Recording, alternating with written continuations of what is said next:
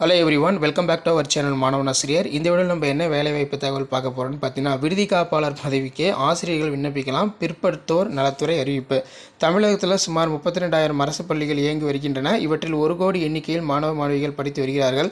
பொருளாதார வசதி குறைந்த மாணவ மாணவிகள் தங்கி படிக்கிறதற்கேற்ப கிட்டத்தட்ட 1351 அரசு மாணவ மாணவிகளுக்கான விடுதிகள் இயங்கி வருகிறது. இதில் பார்த்தீங்கன்னா பிற்படுத்தப்பட்டோர், மிக பிற்படுத்தப்பட்டோர், சிறுபான்மை நலத்துறையினர் சார்பில் இயங்கி வருகின்றது. இதில் பார்த்தீங்கன்னா 497 விடுதி காப்பாளர் பணிகள் பார்த்தீங்கன்னா காலியாக இருக்கிறது. இதையடுத்து அரசு பள்ளிகளில் பணியாற்றி வரும் பட்டதாரி ஆசிரியர்கள் மற்றும் இடைநிலை ஆசிரியர்கள் அந்த பணியிடங்களில் நியமிக்க மேற்கொண்ட துறை முடிவு செய்துள்ளது. டிடிஎட் மற்றும் பிஎட் முடித்திருக்க வேண்டும் என்றும் தகுதிகள் நிர்ணயிக்கப்பட்டு இருந்தாலும் இந்த பணிக்கு பள்ளி ஆசிரியர்கள் விண்ணப்பிக்கலாம் என்று அரசு தெரிவித்துள்ளது. பள்ளி ஆசிரியர்கள் இந்த பணிக்கு விண்ணப்பிக்கும் பட்சத்தில் பள்ளி கல்வித்துறையின்